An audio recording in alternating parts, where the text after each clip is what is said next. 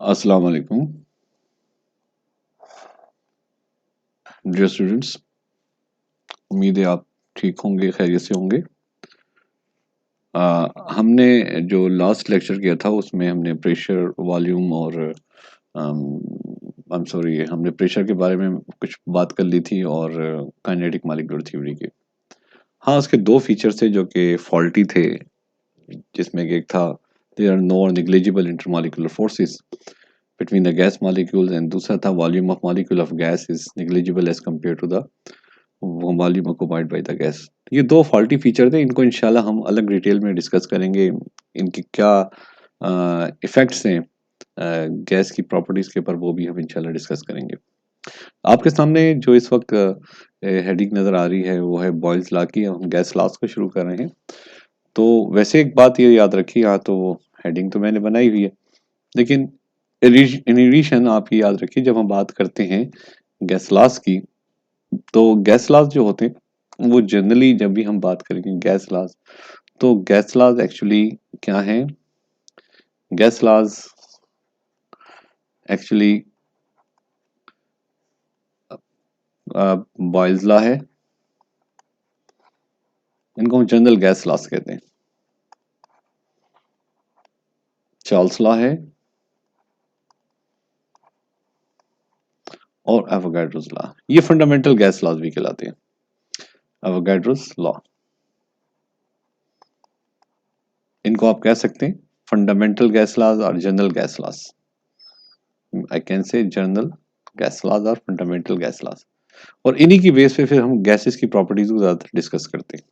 बाकी जो gas laws हैं इस चैप्टर में, जैसे कि ग्राहम्स लॉ ऑफ डिफ्यूजन है या फिर Dalton law of partial pressure है, ये gas laws general gas laws नहीं, ये गैस लॉज जो है डिपेंड करते हैं इन्हीं गैस लॉज के ऊपर, यानी फंडामेंटल गैस लॉज के ऊपर डिपेंड करते हैं। बॉयज लॉ का जिक्र आपने कहीं अपनी प्रीवियस क्लासेस में भी जरूर कहीं ना कहीं किया होगा, सुना होगा, कुछ पढ़ा होगा। और थोड़ा सा और मजीद इसमें हम थोड़ा सा एडवांस करके इसको पढ़ते हैं। कुछ चीज़ें हैं जो कि शायद आपने पढ़ी हों, शायद रिमाइंड करने की बातें वो भी हम करते हैं। तो बेटा हमारा आज का आर्टिकल आ गया बॉयल्स लॉ, जिसको हम कह सकते हैं वॉल्यूम प्रेशर लॉ भी कह सकते हैं, क्योंकि इसमें हम वॉल्यूम और प्रेशर के दरमियान एक रिलेशनशिप बिल्ड करते हैं। प्रेजेंट किया था एक Anglo Irish scientist Robert Boyle ने 1662 में। स्टेटमेंट इस लॉ की कुछ इस तरह है, मैं समझाता हूं आपको पहले। Statement: pressure exerted by a gas of a given mass kept at a constant temperature inversely proportional to the volume occupied by the gas। यानी हम कह सकते हैं कि pressure exerted by a gas inversely proportional to the of a given mass amount of a gas is inversely proportional to the volume occupied by the gas। यानी mathematically अगर हम इसको लिखना चाहें तो हम मैथमेटिकली ये बात कह सकते हैं कि रिलेशन बना सकते हैं mathematically, that V inversely proportional to P। अच्छा, ऐसी साथ साथ ये बात कर लूँ कि क्या आपके ख्याल से P इनवर्सली प्रोपोर्शनल टू 1 और V लिखना मुनासिब होगा? मेरा ख्याल है कि नहीं होगा। इसकी वजह बेटा ये है, याद रखिए, जब भी हम ये बात करते हैं कि ये क्यों नहीं होगा, इसकी वजह ये कि जब भी आप रिलेशनशिप बिल्ड करते हैं, तो जैसे ये रिलेशन है, इसमें आपने जो है ये वॉल्यूम को इधर रखा हुआ है। वॉल्यूम एक डिपेंडेंट क्वांटिटी है, एक डिपेंडेंट क्वांटिटी है, और इस वक्त प्रेशर जो है यहाँ पर एक इंडिपेंडेंट क्वांटिटी है, इंडिपेंडेंट क्वांटिटी। तो जब भी कोई रिलेशन बिल्ड करते हैं, हम प्रोपोर्शन करते हैं, तो हमेशा डिपेंडेंट को पहले लिखते हैं, इंडिपेंडेंट को बाद में लिखते हैं। तो अगर कहीं पर किताब में, कहीं पुरानी किताबों में भी है, कुछ फेडरल की भी पुरानी किताबों में है, अगर ऐसे आपको लिखा हुआ मिलता है तो ये रिलेशन देखा जाए तो गलत ही है, क्योंकि डिपेंडेंट को पहले लिखा जाता है, इंडिपेंडेंट को हमेशा बाद में लिखा जाता है, सेकेंड टाइम लिखा जाता है। अच्छा, मजीद इसको अगर हम एक्सटेंड कर लें तो देखिए आगे क्वेश्चन हमें क्या कह रही है। हमें क्वेश्चन, ये रिलेशन क्या बन रहा है? रिलेशन बन गया V is equal to K into 1/P। अब K क्या चीज है? एक कांस्टेंट है, ओके। या फिर हम इसे कह सकते हैं कि V is equal to K by P। और अगर इसको आपने इस तरह कर लिया तो आप ये भी कह सकते हैं or P V is equal to K. अब ये चीजें अगर हम देखें तो हम इसकी एक और स्टेटमेंट भी बना सकते हैं। मैं अगर ये से देख लूं इस तरीके से तो मेरे पास एक और स्टेटमेंट भी बन सकती है। स्टेटमेंट क्या बन सकती है? मैं कह सकता हूं कि स्टेटमेंट टू बना सकता हूँ, ये कि that the product of the product of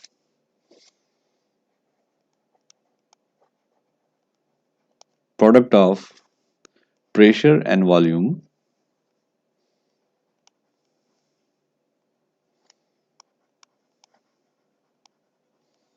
of a gas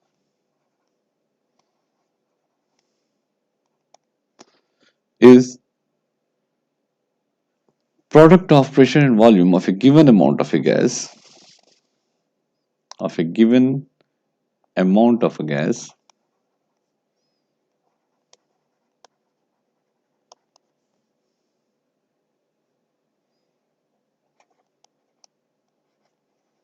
of a gas remains constant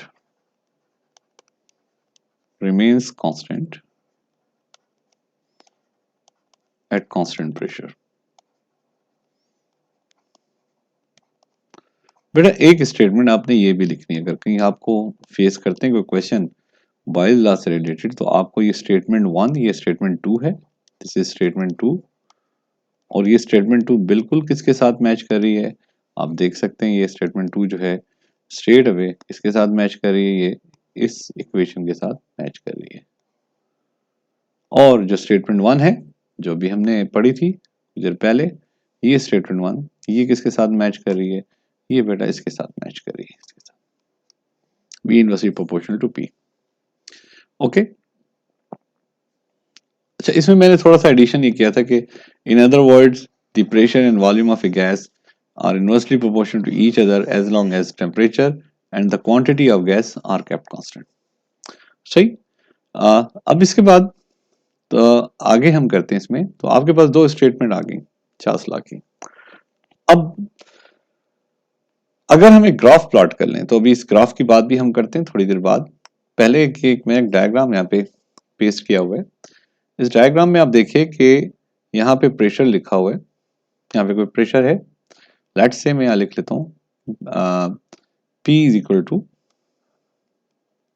1 ATM, और इस वक्त इसका वॉल्यूम है, सपोज मैं कर लेता हूँ इस वक्त इसका वॉल्यूम है से V1 तो लिखा हुआ है लेकिन मैं यहाँ पे इसको P1 कर लेता हूँ और इसके V1 की वैल्यू मैं लिख लेता हूँ एज अबाउट लेट्स से 100 बल्कि 10 DM क्यूब कर लिया। वॉल्यूम का यूनिट DM क्यूब होता है। प्रेशर को यहाँ पर कर दिया गया, लेट से डबल कर दिया गया। सपोज कर रहे हैं हम इसको, आप ज्यादा इतना ज्यादा सोचिएगा कि यहाँ पे तो बड़ा फर्क है, फर्क नहीं होगा, आप इसमें समझ लें कि ये वॉल्यूम फर्ज किया हाफ हो गया, प्रेशर डबल किया, वॉल्यूम जो है तकरीबन 5 DM क्यूब हो गया। इसी तरह अगर हम आगे जाते जाएं तो वॉल्यूम हाफ होता जाएगा, प्रेशर डबल होता जाएगा, क्योंकि इनके दरमियान एक डायरेक्ट इनवर्स रिलेशन है। अब अगर मैं एक छोटा सा टेबल बना लूं से, ये मैंने एक छोटा सा टेबल बना लिया। अच्छा अब इस टेबल में मजीद ये कर लेते हैं, एक साथ मैंने ये चीज शायद मेंशन नहीं की है, वो ये बताना है आपको बेटा ये बताना है मुझे कि यहाँ पे जो टेम्परेचर है फर्ज किया उसको हमने 0 डिग्री सेल्सियस यानी कि कांस्टेंट रखा हुआ है, 0 डिग्री सेल्सियस। यहाँ पे भी टेम्परेचर कांस्टेंट है 0 डिग्री सेल्सियस, और यहाँ पर जो गैस है लेट से ये 1 मोल हाइड्रोजन गैस है, और ये अमाउंट तो यहाँ पे भी सेम रहेगा, इसमें कोई फर्क तो नहीं आएगा, 1 मोल हाइड्रोजन गैस। अगर आप चाहें तो इसको 2 ग्राम हाइड्रोजन गैस भी कह सकते हैं, क्योंकि गिवन मास लिखा हुआ है तो आप इसको भी 2 ग्राम कह सकते हैं, राइट, क्योंकि 1 मोल हाइड्रोजन गैस 2 ग्राम के बराबर है। तो अमाउंट तो कांस्टेंट है, टेम्परेचर कांस्टेंट है, प्रेशर को चेंज कर रहे हैं, वॉल्यूम भी चेंज हो रहा है। फर्ज किया मैं यहाँ पे मेंशन कर लेता हूँ से सपोज टू से मैं यहाँ पे लिख लेता हूँ कि ये प्रेशर का हो गया कॉलम, ये बेटा वॉल्यूम का कॉलम हो गया, और ये पीवी का कॉलम हो गया। फर्ज किया प्रेशर जो था वो शुरू में दैट इज 1 atm था, और गैस का वॉल्यूम जैसे हमने सामने लिखा कितना है 10 dm3। दोनों को मल्टीप्लाई कर लिया, पीवी निकाला, तो 1 इंटू 10 आपके पास कितना आ गया, आपके पास 10 आ गया। प्रेशर को आपने डबल कर दिया, आपने 280 m कर दिया, वॉल्यूम हाफ हो गया, 5 dm3 हो गया। अब प्रेशर वॉल्यूम प्रोडक्ट क्या आ गई 2 इंटू 5, आंसर क्या आया 10 ही आ गया। PV remains same. आपने प्रेशर को डबल कर दिया, यानी कि 2 का डबल 4, यानी कि 4 टाइम कर दिया 1 के मुकाबले में, तो वॉल्यूम भी 4 टाइम कम हो जाएगा, 2.5 हो जाएगा, होना चाहिए अकॉर्डिंग टू लॉ। तो यहाँ पे 4 इंटू 2.5 आ जाएगा, और आपके पास दोबारा 10 ही आंसर आएगा। तो इन तमाम केसेस में आपने क्या कंक्लूड किया, आपने ये देखा कि जो पीवी की वैल्यू है for a given amount of a gas at constant temperature remains constant. तो ये जो के है ये एक्चुअली हमें ये बता रहा है। अब मैं ये कह सकता हूँ, सपोज टू से मैं ये कह दूं कि लेट से हम कह सकते हैं कि ये हमारे पास P1 है, ये P1 है, ये P2 है, और ये P3 है, और बेटा ये इसी तरह ये V1 है, ये V2 है, और ये V3 है। तो हम एक कंक्लूसिव पॉइंट बना लेते हैं, वो ये हो जाता है कि हम ये कह सकते हैं कि P1 V1 is equal to P2 V2 is equal to P3 V3 is equal to a constant K। हमारे पास एक फॉर्मेट ये आ जाता है कि हम चार्ल्स लॉ को ऐसे भी एक्सप्रेस कर सकते हैं बाय दिस वे। ठीक है, हम इसको ऐसे भी एक्सप्रेस कर सकते हैं बाय दिस वे।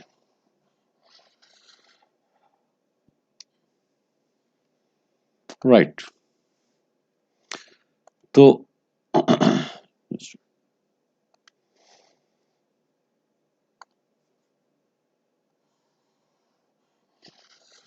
मैं सिर्फ रेक्टेंगल से ही बनाना चाह रहा था, बन गया। ओके, तो बेटा एक फॉर्मेट ये हो गया। अब हम आते हैं इस ग्राफ के ऊपर, जो ग्राफ यहाँ पे बना हुआ है चार्ल्स लॉ का। तो देखिए आप इस ग्राफ में आप देख सकते हैं कि जैसे जैसे इस ग्राफ में एक आपको एक बड़ी गलती नजर आ रही है। ये खुद गलती मैंने यहाँ पे ड्रॉ की है, उसको फिर मैं ठीक खुद करूंगा आपके सामने। यहाँ पे प्रेशर को हमने लिया हुआ है कहाँ पर, हमने वाई एक्सिस पे लिया हुआ है, और वॉल्यूम को पी एक्सिस पे लिया। हमने यहाँ पे ये करना है, इसको हम ठीक कर लेते हैं। हमेशा याद रखें जो डिपेंडेंट क्वांटिटी होती है वो वाई एक्सिस पे ली जाती है, और इंडिपेंडेंट जो है वो ऑर्डिनेट यानी कि सॉरी डिपेंडेंट जो है वो एक्स एक्सिस पे ली जाती है। फिर मैंने ठीक कर लिया इनको, ये देखें यहाँ पे मैंने प्रेशर कर लिया और यहाँ पे मैंने वॉल्यूम कर लिया। तो हमेशा जो आपके पास इंडिपेंडेंट क्वांटिटी है वो कहाँ आएगी, वाई एक्सिस एक्स एक्सिस पर, और जो डिपेंडेंट क्वांटिटी है वो हमेशा वाई एक्सिस पर आएगी, जो डिपेंडेंट क्वांटिटी है। ये वॉल्यूम हमारे पास वाई एक्सिस पर आ गया, टेम्परेचर को कांस्टेंट रखा गया है। अब इसमें एक वेरिएशंस को ऑब्जर्व करते हैं। आप देखिएगा वेरिएशन को हम ऑब्जर्व करते हैं कि जैसे जैसे हम जैसे जैसे हम सपोज ये मैंने प्रेशर के बना लिए, स्लॉट्स बना लिए, ये प्रेशर चेंज हो रहे हैं इक्वली, ये प्रेशर चेंज हो रहा है,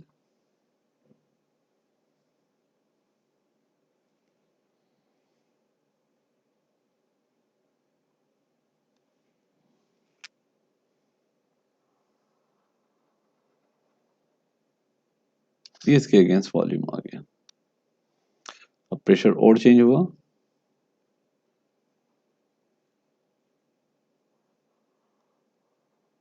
ये इसके अगेंस्ट वॉल्यूम क्या होता जा रहा है, कम होता जा रहा है। आप देख रहे हैं प्रेशर ज्यादा होता जा रहा है।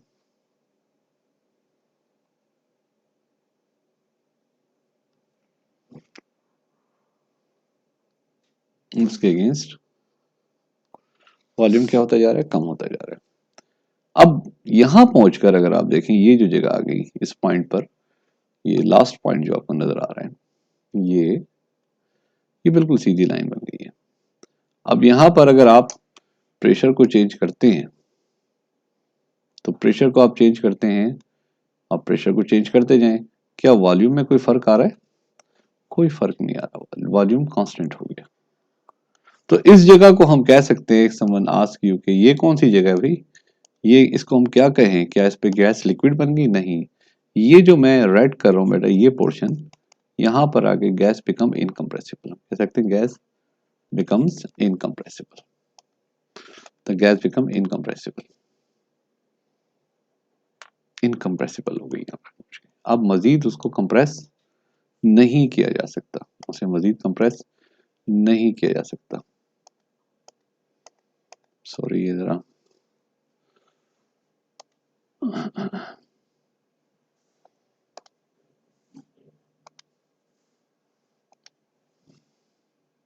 इनकम्प्रेस हो गई।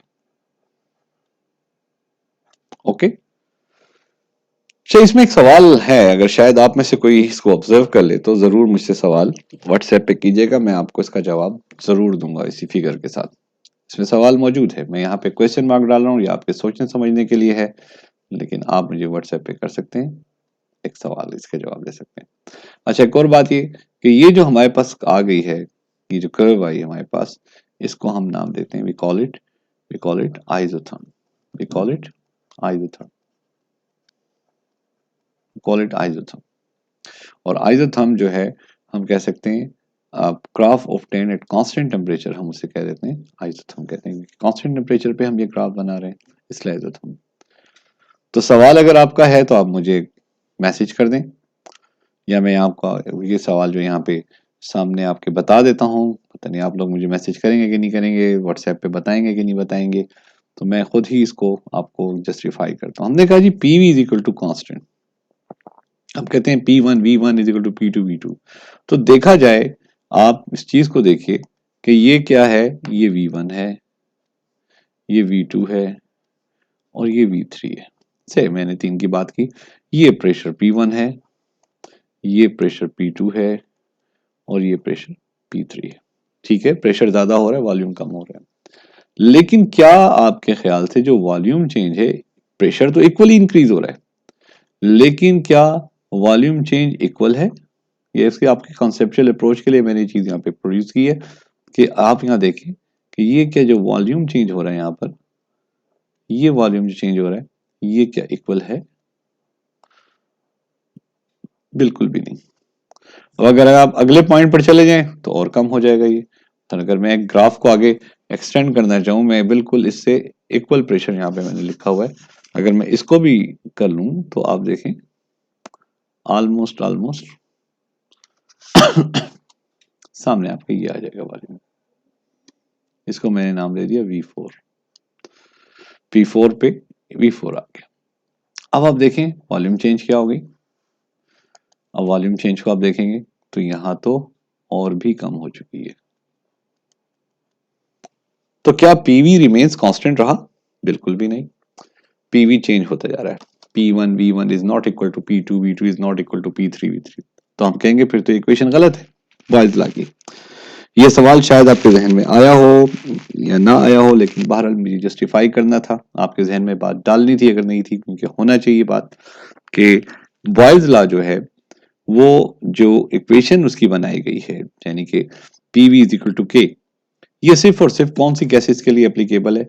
It is only applicable to the on it is only applicable on the ideal gases. अब आइडियल गैसेस क्या होती हैं अभी बता देते हैं, जिनको हम कहते हैं आइडियल गैसेस के लिए बात सही है, आइडियल गैसेस, या जिनको हम कह देते हैं परफेक्ट गैसेस, जिनको हम कह देते हैं परफेक्ट गैसेस, वहां पे ये एप्लीकेशन अप्लाई होगी। और साथ साथ हम ये भी कह देते हैं साथ कि आइडियल गैसेस या परफेक्ट गैसेस जो हैं, अब कौन सी गैसेज होते हैं विच ओबे आइडियल गैसेज और परफेक्ट गैसेज क्या होती हैं? दे ओबे gas laws. They obey gas laws and all the features of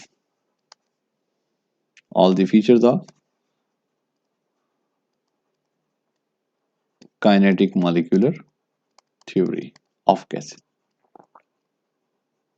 at all temperature and pressure.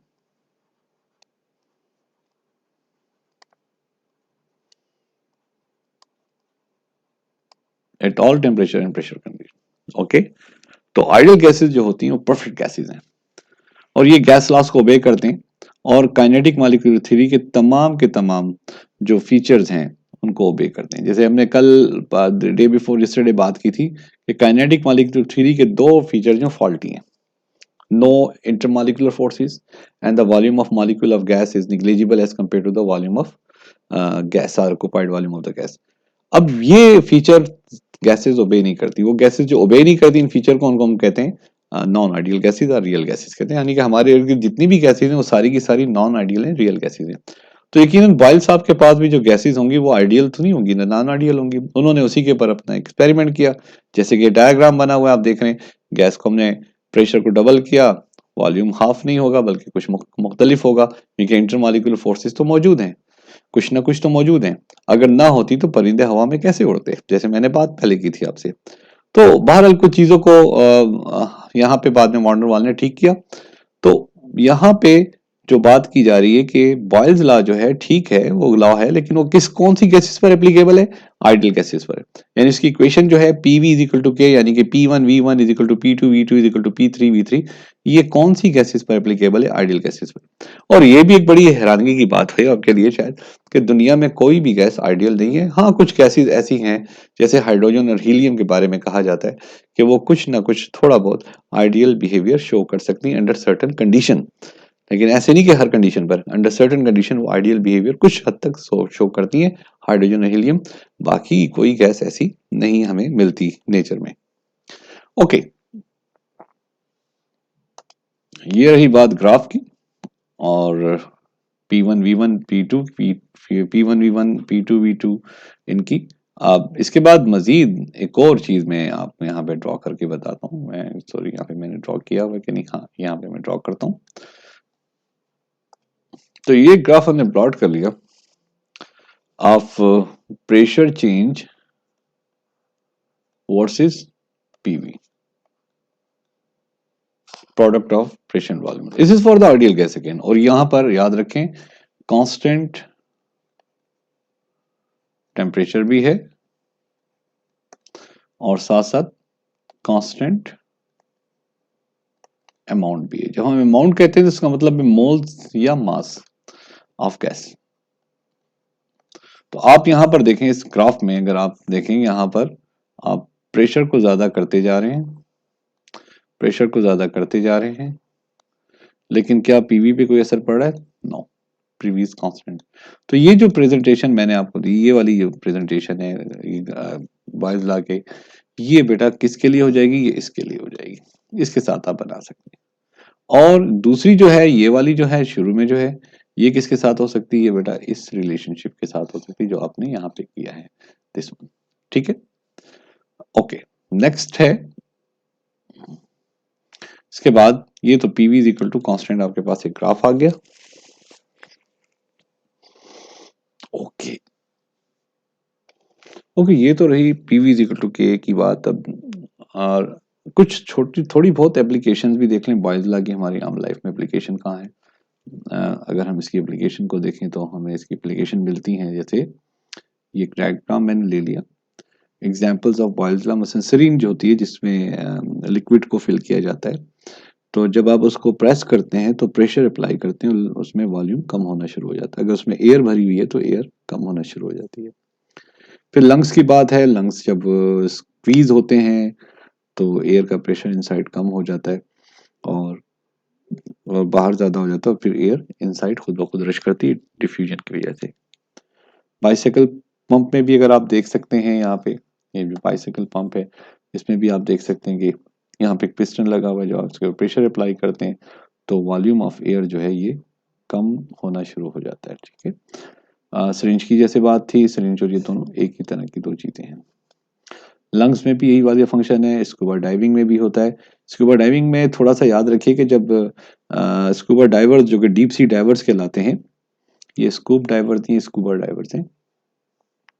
तो ये स्कूबा डाइवर्स जो होते हैं, ये जब डीप सी में जाते हैं तो वहां पे प्रेशर जो है बहुत बढ़ जाता है, एक्सटर्नल प्रेशर, लिक्विड होता है, प्रेशर बढ़ जाता है और उसकी वजह से इनसाइड प्रेशर जो है, इनसाइड वॉल्यूम जो है वो कम हो जाता है और इसलिए सांस लेने में बहुत मुश्किल होती है, दिक्कत होती है।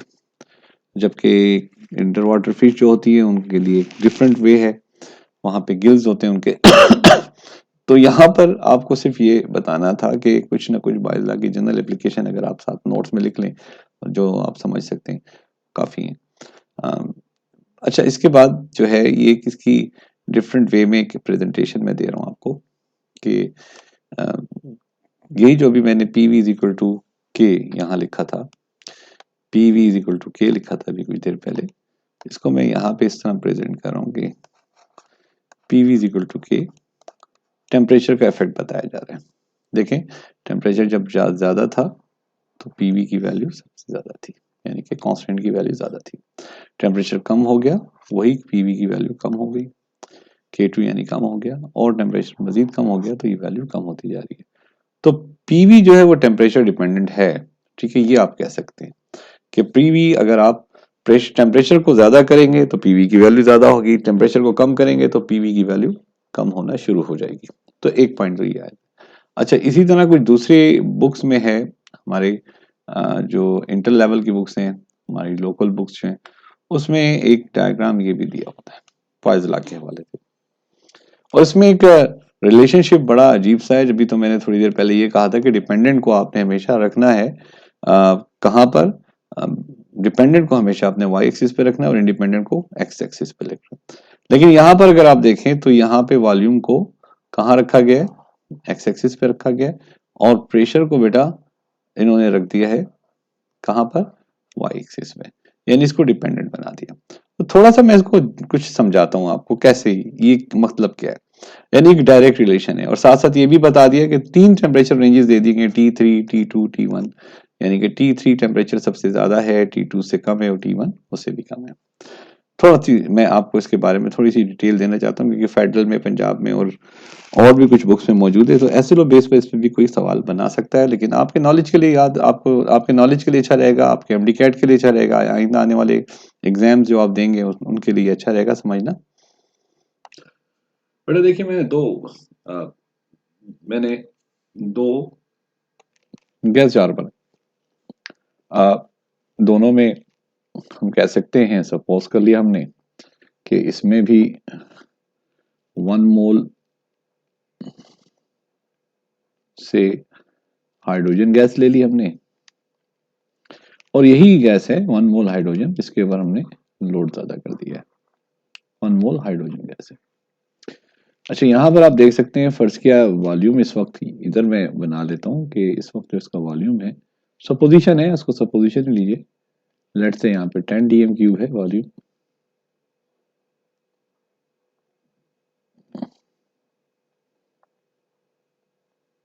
और इस पर जो हमने यहाँ पे लोड है, मैं इसको कहूँगा लोड, ये लोड जो हमने रखा हुआ है इसके पास मूवेबल पिस्टन के ऊपर, ये है तकरीबन फर्ज किया सपोर्ट से ये भी 10 kg है, राइट। ये लोड हमने ज्यादा कर दिया, डबल कर दिया, हमने लोड बढ़ा के इस पिस्टन के ऊपर 20 kg कर दिया। यकीनन क्या होगा, जब लोड आप डबल करेंगे, 20 kg आपने कर दिया लोड, तो यकीनन क्या होगा, पिस्टन नीचे चला जाएगा और वॉल्यूम कम हो जाएगा। आपने लोड को डबल कर दिया, अब इसका वॉल्यूम सपोज टू से क्या हो गया, हाफ हो गया। मैं इसको लिख लेता हूं तकरीबन 5 dm क्यूब,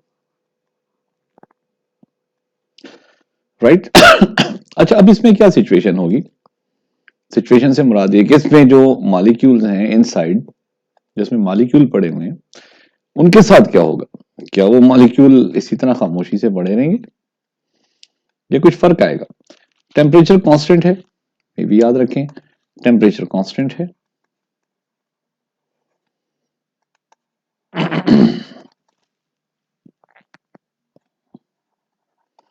और इसी तरह अमाउंट भी कांस्टेंट है, अमाउंट ऑफ गैस ये भी कांस्टेंट है।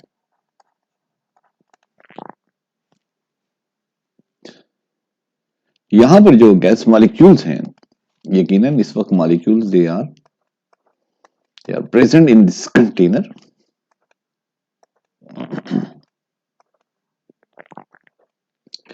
The molecules are colliding with the wall of the container and they are exerting a pressure P1। इस वॉल्यूम V1 पर प्रेशर P1 एक्सर्ट हो रहा है। इंटरनल प्रेशर की बात हो रही है, इनसाइड वॉल पर जो प्रेशर हो रहा है। हम एक्सटर्नल प्रेशर की बात नहीं कर रहे, हम इंटरनल प्रेशर की बात कर रहे हैं। अब बेटा यहां पर वॉल्यूम कम हो गया, नंबर ऑफ मॉलिक्यूल्स तो चेंज नहीं हुए ना, 1 मोल हाइड्रोजन तो उतनी है। अब आप ये बताइए, सवाल बनता है, क्या number of collision per unit time ज्यादा हो जाएंगे, कम हो जाएंगे? अब केस ए में और केस बी में नंबर ऑफ कोलिजन जो है मॉलिक्यूल्स के ज्यादा हो जाएंगे, कम हो जाएंगे? यकीनन यहां पर मॉलिक्यूल्स के कोलिजन ज्यादा हो जाएंगे, यानी नंबर ऑफ कोलिजन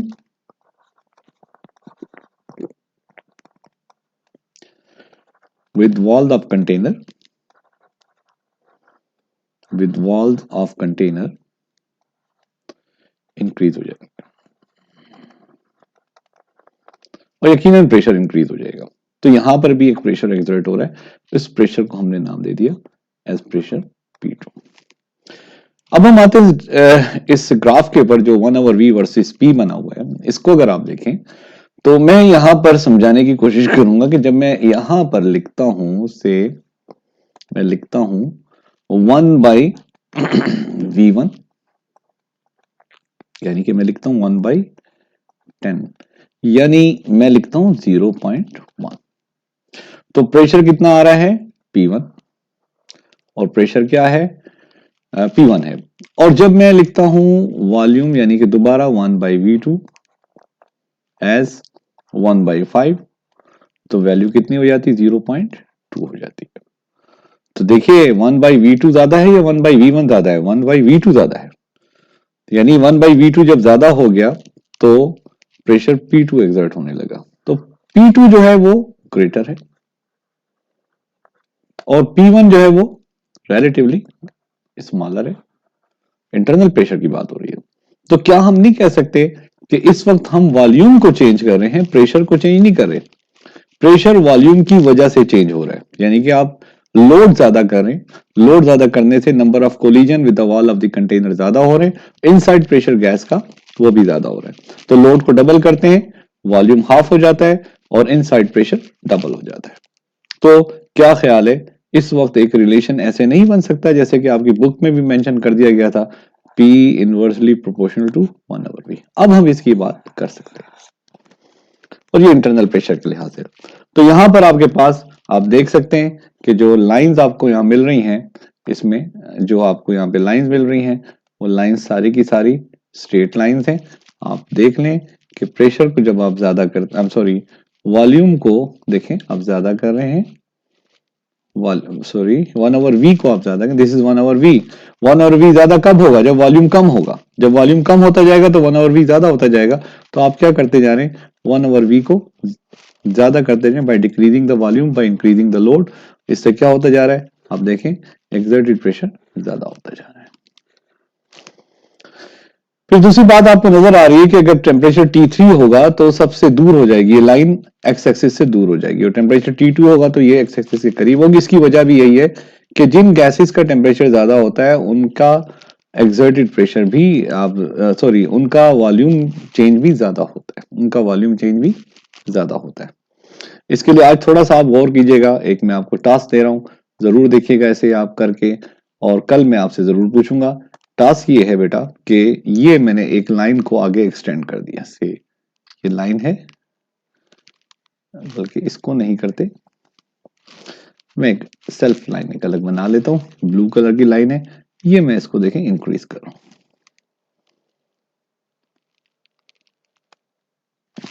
अब इसके अगेंस्ट आप देखिए, इसके अगेंस्ट प्रेशर ये आ रहा है, किसके अगेंस्ट, T1 के अगेंस्ट। T2 के अगेंस्ट प्रेशर ये आ रहा है, और T3 के अगेंस्ट प्रेशर ये आ रहा है। यानी सपोज कर लें कि आपके पास वही 8 मोल हाइड्रोजन गैस है, और एक हाइड्रोजन गैस जो है वो T1 टेम्परेचर पर है, एक T2 पर है, एक T3 पर है। 1 मोल हाइड्रोजन है, सारे हाइड्रोजन का अमाउंट एक ही है, सबका अमाउंट सेम है। तो आपने तमाम गैसेस का अमाउंट सेम रखा हुआ है। अब आप क्या कर रहे हैं, टेम्परेचर उनका मुख्तलिफ है, तो हर एक का इक्वली आप लोड ज्यादा कर रहे हैं। जब इक्वली लोड ज्यादा करते हैं तो क्या उनमें आप बताइए प्रेशर चेंजेस सेम हो रही है, नहीं हो रही। आप देखें जिसका टेम्परेचर सबसे ज्यादा है, यानी T3 T1 जिसका टेम्परेचर सबसे कम है, उसका वॉल्यूम, उसका प्रेशर एक्सर्टेड सबसे कम, 1। फिर जिसका टेम्परेचर सबसे ज्यादा है, T3 है, उसका देखें प्रेशर एक्सर्टेड सबसे ज्यादा हो रहा है। तो ये चीज आपने यहां से ऑब्जर्व कर ली। क्यों हो रहा है, सवाल ये है कि क्यों हो रहा है, इसका जवाब मैं आपसे कल पूछूंगा। तो आज इतना ही कर लीजिए, आज के लिए इतना ही काफी है। कोई सवाल हो, कुछ भी ऐसे सवालात हो तो आप मुझसे जरूर बेटा कंसल्ट कीजिएगा, I will try to answer you. और एक ग्राफ ये भी बना हुआ है P inverse reciprocity different temperature के ऊपर, ये भी आप देख लीजिएगा, इसी लेक्चर में शामिल है कि जब आप टेम्परेचर को ज्यादा करते हैं तो ये जो आइसोथर्म है ये एक्स एक्सिस से दूर होना शुरू हो जाती है। इसके बारे में भी वही सवाल है कि जब टेम्परेचर कम होता है, तो देखिए प्रेशर कम है, जब ज्यादा है तो प्रेशर ज्यादा हो गया। लेकिन यहाँ पे प्रेशर नहीं होना चाहिए था, यहाँ पे होना चाहिए था वॉल्यूम। मेरे से यहाँ पे ड्राइंग में गलती हुई हुई है, इसको मैं ठीक कर लेता हूँ। It must be what, it must be volume, और ये क्या होना चाहिए, ये प्रेशर होना चाहिए, इट मस्ट बी प्रेशर। ये वॉल्यूम होगा और बेटा ये प्रेशर होगा। तो डिफरेंट टेम्परेचर पर आपको क्या मिल रहा है, प्रेशर ज्यादा करने पर देखें इस प्रेशर पर जो जस्ट जिसका सबसे कम टेम्परेचर है उसका वॉल्यूम सबसे कम है, जिसका टेम्परेचर ज्यादा है उसका वॉल्यूम सबसे ज्यादा है। तो ये देख लीजिएगा, इसके रीजन फिर तलाश कीजिएगा, कुछ हो तो मुझे जरूर बताइए। शुक्रिया बेटा, थैंक यू सो मच, अपना बहुत ख्याल रखिएगा। अल्लाह आपको अपने हिफ्ज़-ओ-मान में रखे। अल्लाह हाफिज।